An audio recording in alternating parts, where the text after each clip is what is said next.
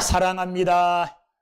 주의 이름으로 여러분들을 축복합니다.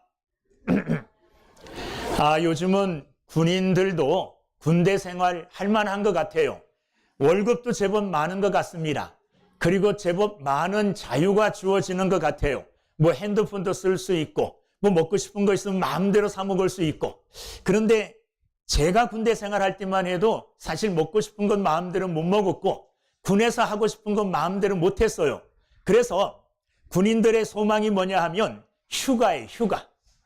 휴가 그날이 오면 뭐 할 건가 다 적어 놓습니다. 가서 제일 처음에 가서 뭐 사 먹어야지, 짜장면 먹어야지, 그 다음에 뭐 먹어야지, 이렇게 다 적어요. 그리고 누구 만나야지, 소원 수첩을 다 적어가지고 휴가 갈 때 되면 그 적은 소원 수첩대로 하나씩 다 해요. 그러니까 군인들이 바라는 날이 무슨 날이냐? 휴가날. 휴가날이 어떤 날이냐? 그날이에요, 그날. 그날을 기다리고 그날을 바라보면서 오늘 훈련이 힘들지만 참고 견디는 겁니다. 자, 군인들이 휴가의 그날을 기다리며 살아가듯이 우리 모든 사람들도 사실은 그날을 기다리며 살아갑니다. 그날이 어떤 날이냐? 오늘보다 더 좋은 날, 오늘보다 더 행복하고 오늘보다 더 소원들이 이루어지는 바로 그날을 모든 사람들은 마음속으로 기다리고 또 그날을 열망하면서 살아가는 줄로 믿습니다. 저도 그날을 기다립니다. 제가 기다리는 그날은 어느 날일까요?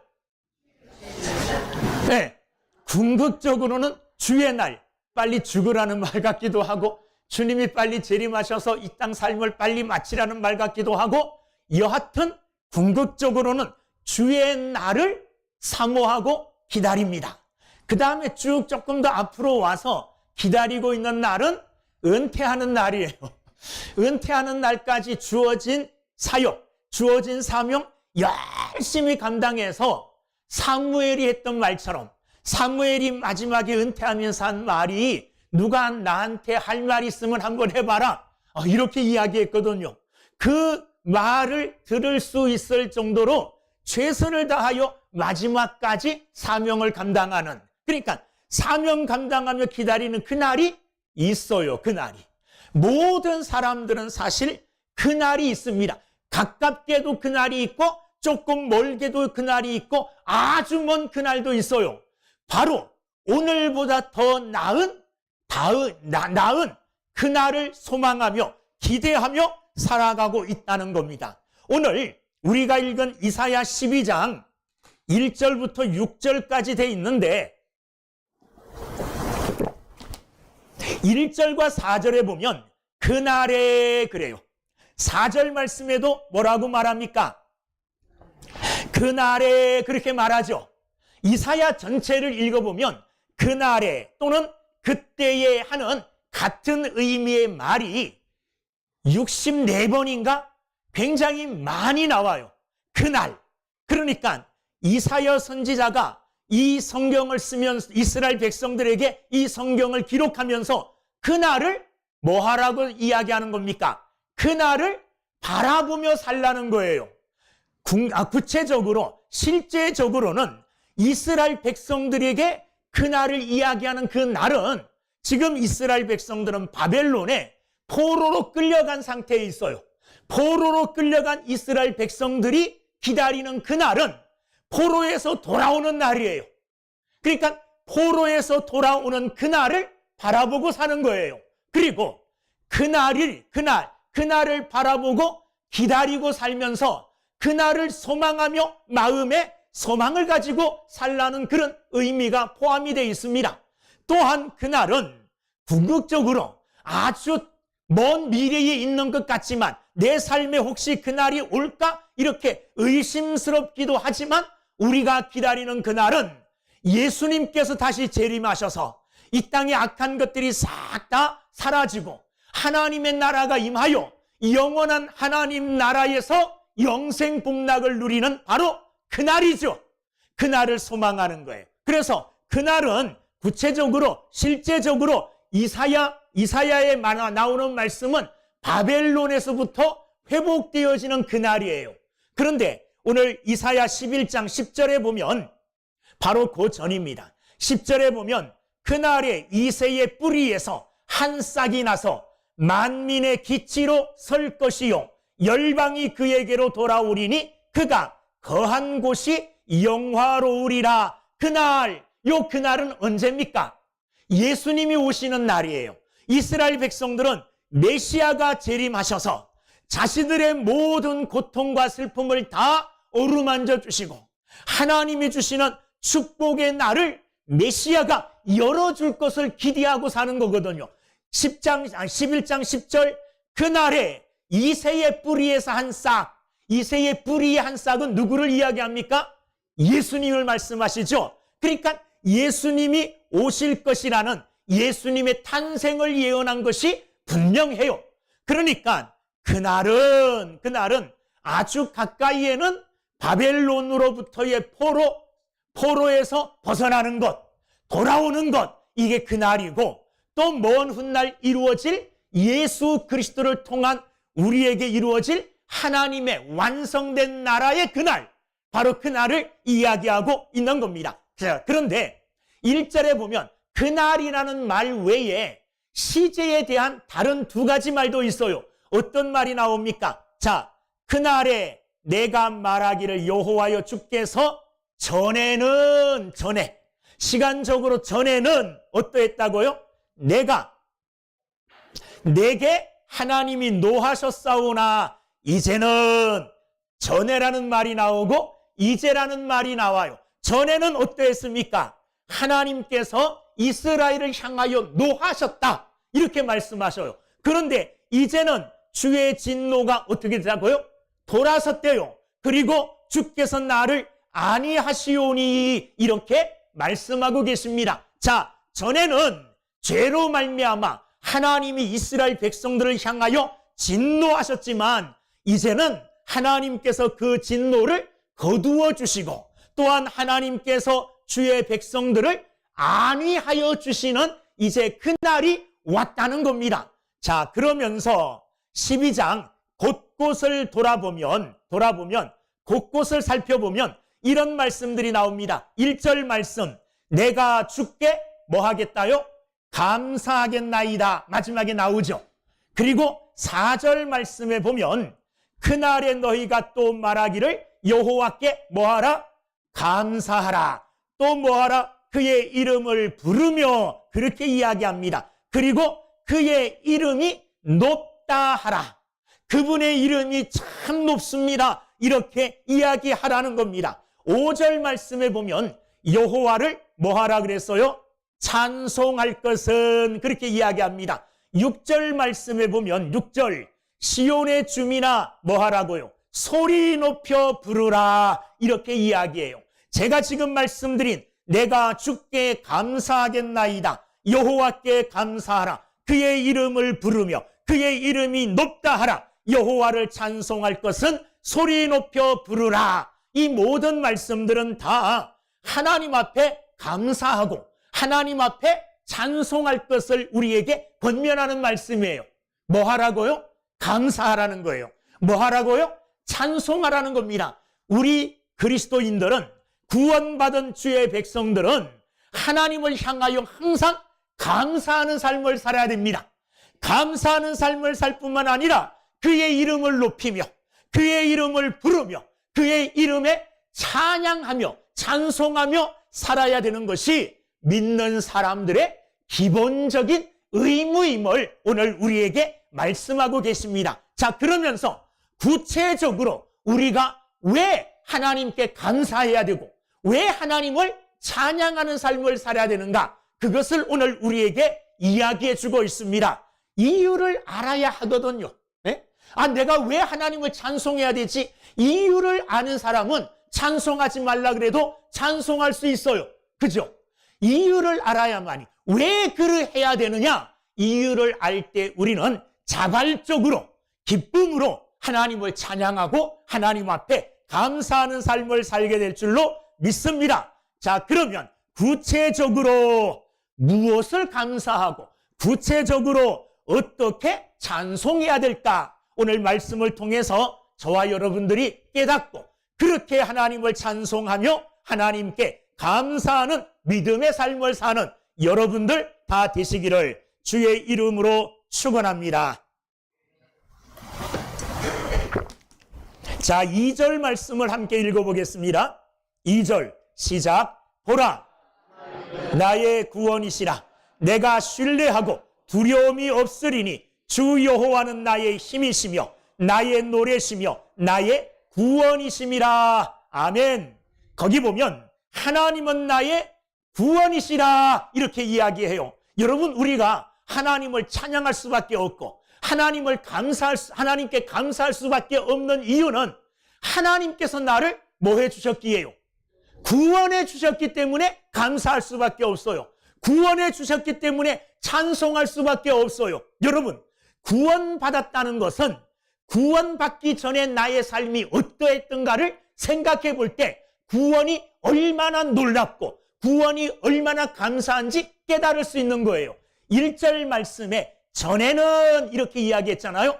자, 이 전에는이라는 말을 우리에게 적용해서 우리가 구원받기 전에는 어떤 사람들이었는가, 어떤 인생들이었는가 살펴보면 구원받기 전에 여러분들 어땠습니까? 예수 믿기 전에 어떤 사람들이었어요? 죄악에 가득 찬 삶을 살았고 그 죄 때문에 무거운 그 죄 때문에 넘어지고 쓰러지고 갈등하며 괴로운 삶을 살았던 게 저와 여러분들이에요. 그리고 죄 때문에 괴로웠고 힘들면 그것만이라면 괜찮은데 그 결과가 뭐냐? 죄의 결과가 뭐냐 하면 영원한 사망이에요. 죄의 값은 뭐라 그랬습니까? 사망이라 그랬어요. 죄의 값은 우리가 반드시 치루어야 돼요. 죄를 그냥 넘어갈 수는 없어요. 하나님은 사랑이 많으신 하나님이시지만은 죄에 대하여는 분명히 우리에게 그 책임을 물으시는 분이 누구냐면 하나님이세요. 하나님이 아무리 사랑이 많으시더라도 죄 지은 우리를 그냥 두시지를 못해요. 죄의 값을 반드시 치르도록 해야 된다는 거예요. 그런데 하나님이 구원이시라. 하나님이 우리를 구원해 주셨다는 거예요. 이게 말이 쉬운 거지 하나님이 우리를 구원하시는데 얼마나 하나님이 그 구원을 위해서 힘쓰시고 애쓰셨는가를 생각하면 우리는 몸둘 바를 몰라요. 자, 먼저 우리를 구원하시는 하나님과 하나님께로부터 구원을 받는 우리가 어떤 존재입니까? 우리가 하나님과 대등한 존재입니까? 아니잖아요. 하나님보다 조금 못한 존재입니까? 이것도 아니에요. 하나님이 저 하늘에 계시는 태양이라면 우리는 반딧불도 못 되는 존재예요. 하나님은 우리를 친히 창조하신 여호와 하나님, 스스로 존재하시는 영광스럽고 위엄이 차고 넘치는 분이 누구냐? 하나님이세요. 말씀으로 천지 만물을 창조하신 분이 하나님이시라고요. 근데 우리는 어떤 존재입니까? 그 하나님께로부터 흙으로 지음을 받은 존재예요. 흙으로요. 그리고 그 코에 생기를 불어넣어 주심으로 생명이 되었어요. 살아있는 사람이 된 거라는 말이에요. 하나님에 의하여 지음받은 존재예요. 하나님은 창조주예요. 하나님과 같이 될 수가 없어요. 하나님보다 조금 떨어지지도 않아요. 하나님은 우리에게 보이지도 않을 만큼 광대하시고 위대하신 분이 누구냐면 하나님이세요. 그 앞에 우리는 아무것도 아닌, 아주 심하게 말하면 벌레만도 못한 존재가 저와 여러분들의 존재예요.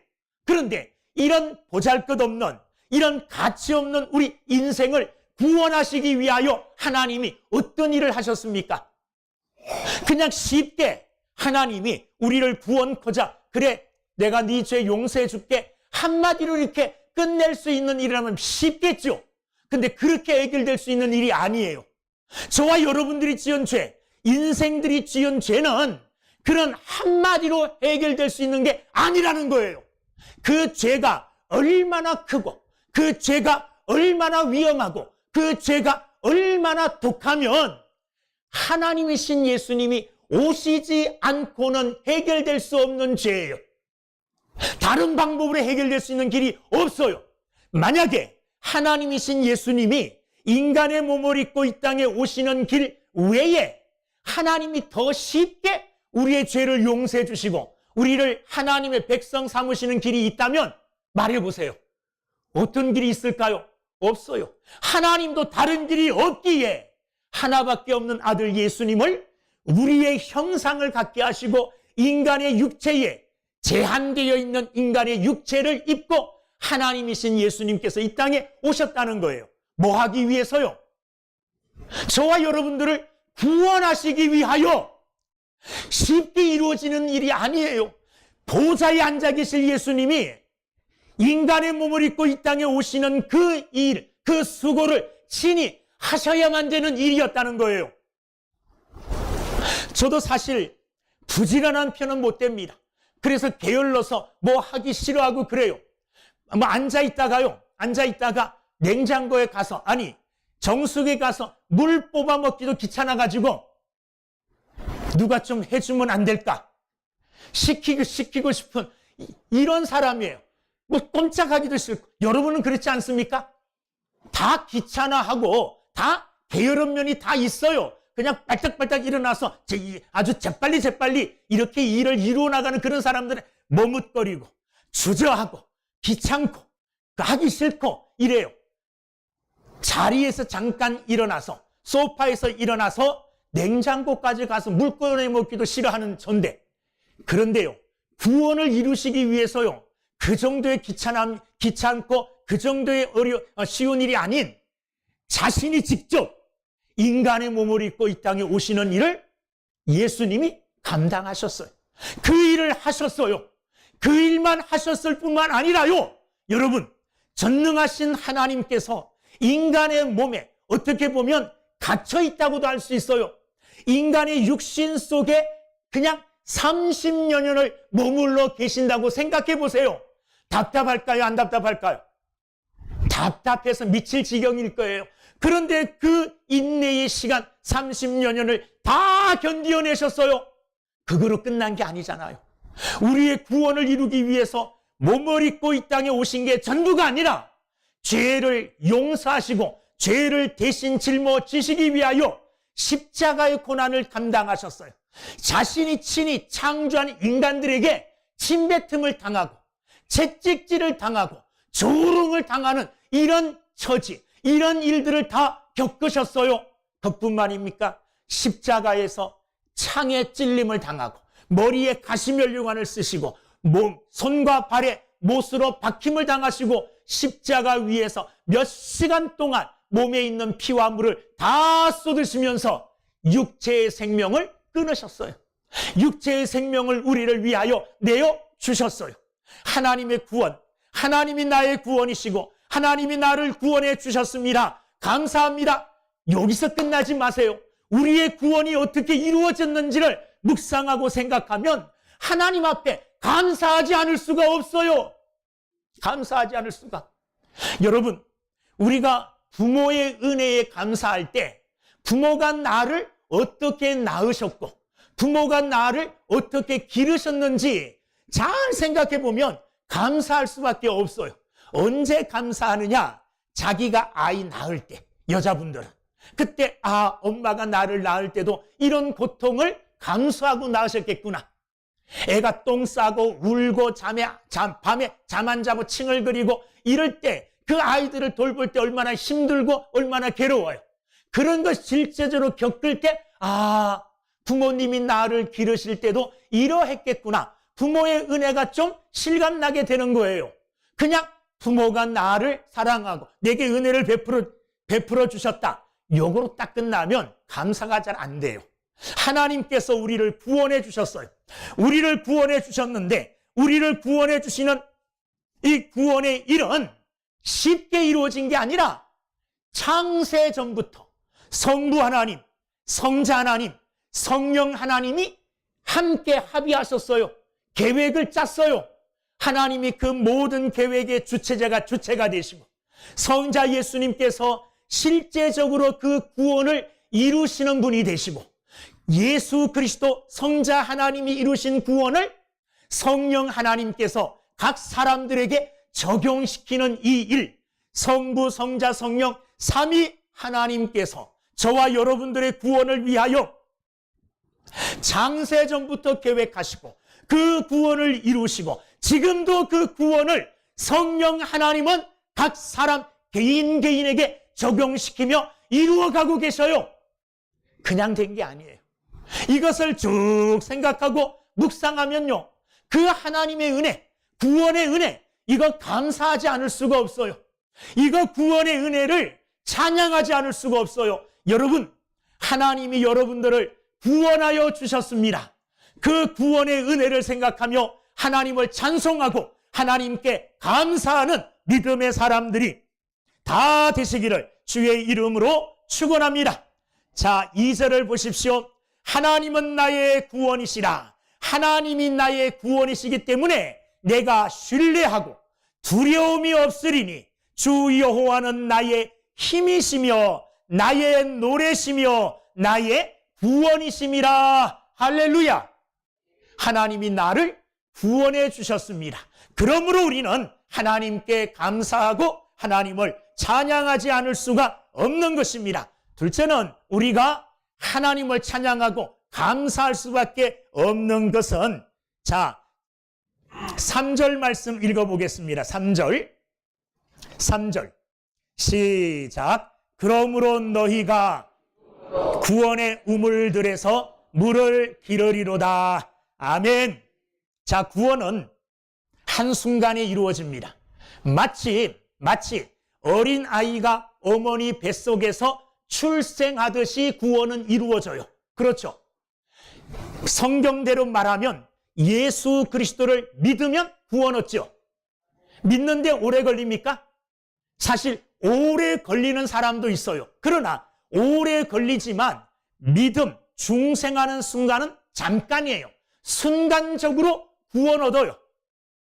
예수 믿으면 구원받습니다. 죄 회개하고 예수 믿으면 예수님께서 내 안에 오시고 나는 하나님의 자녀가 되어지는 거예요. 구원은 잠깐 이루어지지만 잠깐 이루어진 그 구원이 계속적으로 어떻게 해요? 이루어져 가야 된다는 말이에요. 성경은 구원에 대해서 3가지 뜻을 이야기해 주고 있습니다. 첫째 구원은 중생의 의미의 구원이에요. 예수 믿고 예수 믿음과 동시에 거듭남으로 출생하듯이 예수 믿음으로 구원받는 것, 이게 첫 번째 구원이에요. 그 다음에 빌립보서에 보면 그 구원을 어떻게 해가라 그러느냐 하면 이루어 가라고 말하고 있어요. 아니, 구원을 어떻게 이루어갈까요? 구원받은 사람은 구원받은 사람으로 살아감으로 인해서 구원의 가장 이상적인 모형이신 예수 그리스도를 닮아가야 돼요. 그러니까 지속적으로 구원을 이루어가는 삶을 살아야 돼요. 그리고 마지막에 이 구원을 완성해야 돼요. 이 구원은 언제 완성되어지느냐? 이 땅에서 완성되는 게 아니에요. 이 땅에서는 계속 구원을 이루어가요. 마지막 하나님 나라에 들어갈 때 우리의 구원은 완벽하게 이루어지게 될 줄로 믿습니다. 그래서 거듭남, 처음에 거듭남의 구원을 우리는 중생이라고 말하고, 두 번째 구원을 이루어가는 것을 성화라고 이야기하고, 마지막 구원이 이루어지는 것을 뭐라고 이야기합니까? 영화라고 얘기해요. 그래서 중생, 성화, 영화의 과정을 통하여 우리는 구원을 이루어가는 과정에 있어요. 자, 그러면 구원받았을 때, 하나님의 은혜로 구원받았을 때 구원의 감격이 우리 속에 아마 차고 넘칠 거예요. 그런데 이 구원의 감격은 사라지지 않아요. 이 구원의 감격은 영원히 우리에게 구원과 함께 기쁨으로 우리 가운데 항상 머물러 있게 되어지는 거예요. 그래서 3절에 뭐라고 이야기하느냐? 너희가 기쁨으로 구원의 우물들에서 물을 기르리로다. 구원은 우리에게 사라지지 않는 뭘 줍니까? 기쁨을 주는 거예요. 그래서 현재적인 구원을 우리는 항상 누리며 살아야 돼요. 아, 나 구원받았어. 그때 구원받았을 때에 아주 짜릿하고 감격스럽고 막 눈물이 흐르고 울음이 터져서 그칠 줄을 몰라서 이렇게 그때 구원받았을 때의 기쁨과 감격스러움이 지속적으로 계속 이어져야 된다는 말이에요. 그 구원의 감격과 기쁨을 계속 우리에게 마치 우물에서 물이 없어지지 않듯이, 우물에서 물을 아무리 길러내도 우물에는 물이 항상 어떻게 해요? 가득 차 있죠. 그렇잖아요. 마르지 않잖아요. 그러듯이 구원의 우물, 구원 속에서 하나님이 주시는 기쁨은 마르지 않는 기쁨이에요. 이거는 사라지지 않아요. 언제도 사라지지 않습니까? 이 땅에서 아무리 큰 환난을 당해도, 어떤 어려움을 당해도, 고난을 당해도 사라지지 않는 것이 구원의 기쁨이에요. 이 구원의 기쁨을 우리에게 하나님이 주셨다는 거예요. 이것으로 말미암아 우리는 감사하고 기뻐할 수 있습니다. 생각해 보세요. 하늘이 무너지듯 이 땅에서의 소망은 다 끊어져 버렸어요. 이 땅 위에서의 소망은 끊어져 버렸지만 하나님을 향한 소망은 누구도 끊을 수가 없어요. 세상에 있는 그 어떤 것도 예수님과 우리의 사랑을 끊을 수가 없다는 말이에요. 하나님이 우리를 사랑하시는 그 사랑에서 우리를 끊어낼 수가 없어요. 그러니 구원의 감격과 구원의 기쁨, 이 구원을 통하여 하나님이 내게 주시는 이 기쁨은 사라지지 않는 기쁨이에요. 자, 그런데 그런 기쁨이 여러분들 가운데 지금 충만합니까? 물어볼게요. 오늘 3절 말씀에 보면 구원은 우물물과 같아서 항상 그 구원 속에서 기쁨이 충만하게 솟아난다 그랬는데 내 안에 기쁨이 없네. 왜 기쁨이 다 말라버렸을까? 이유가 뭘까요? 하나님이 구원을 잘못 설계해서 그럴까요? 아니에요. 하나님은 구원 속에 넘치는 기쁨, 없어지지 아니하는 기쁨을 끊이지 아니하도록 담아 놓으셨어요. 그런데 왜 우리는 그 구원을 경험했음에도 불구하고, 그 구원을 받았음에도 불구하고 왜 항상 기뻐하지 못할까요? 기뻐하지 못하는 이유는 한 가지예요. 죄 때문이에요. 구원받은 사람들도 죄를 짓습니까? 안 짓습니까? 죄를 짓게 돼요. 그 죄가 하나님과 나 사이에 담으로 막혔기 때문에, 하나님과 나 사이를 막아버렸기 때문에 하나님이 구원을 통하여 주시는 그 기쁨도 내게 전달이 안 되는 거예요. 내게 그 기쁨이 흘러오지를 않는 거예요. 왜? 하나님과 나 사이에 담이 막혔기 때문에, 하나님과 더 이상 영적 교제를 나누고 있지 않아요. 왜? 죄 때문에. 그러기 때문에 기쁨을 못 누려요. 회복하는 방법은 하나밖에 없어요. 뭐 하면 됩니까? 담을 헐어버리면 돼요. 죄를 회개하여 하나님과 나 사이에 막혔던 담을 헐어버리면 된다는 말이에요. 하나님은 그런 길을 우리에게 가르쳐 주셨어요. 만일 너희 죄를 뭐하면? 자백하면 저는 미쁘시고 의로우사 우리 죄를 사하시며 우리를 모든 불의에서 깨끗하게 하실 것이요. 할렐루야. 누가 하신 말씀이에요? 하나님이 내게 주신 하나님의 말씀이에요. 만일 우리가 우리 죄를 자백하기만 하면 저는 미쁘시고 의로우사 우리 죄를 사하여 주실 것이라 그랬어요. 용서해 주실 것이라 그랬어요. 아무리 죄의 담이 높고 아무리 죄의 담이 두껍고 견고할지라도 하나님 앞에 나가 눈물로 회개하고 하나님 앞에 죄를 고백하기만 하면 그리스도 예수의 보혈의 능력으로 모든 죄는 깨끗하게 씻겨질 줄로 믿습니다. 그 아들 예수의 피가 우리를 모든 죄에서 깨끗하게 하실 것이요. 요한일서 1장 7절 말씀. 그 아들 예수의 피는 우리를 모든 죄에서 깨끗하게 하실 능력이 있는 보혈이에요. 그러므로 그 앞에 나와 십자가 앞에 나와 믿음으로 죄 용서를 구하면 하나님이 용서하여 주실 줄로 믿습니다. 그러면 하나님과 나 사이의 관계는 다시 회복되어져요. 회복되어지는 거로 끝나면 안 돼요. 박 집사님하고 김 집사님하고, 아니, 박 권사님하고 김 권사님하고 싸웠어요.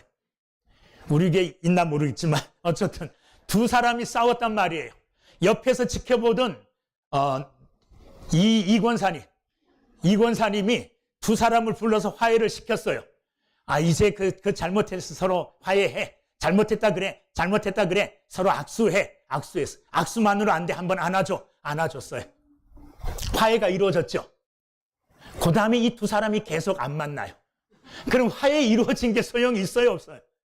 없잖아요. 화해가 이루어졌으면 화해한 후로 계속 우정의 만남을 갖고, 그죠? 계속 교제를 이루어 가야지 관계가 회복되어지죠. 하나님 앞에 나와 주여 용서해 주시옵소서, 하나님과 나 사이에 막힌 죄악의 담을 그리스도 예수의 보혈로 허물어 주시옵소서, 하나님 앞에 나와 회개의 기도를 했어요.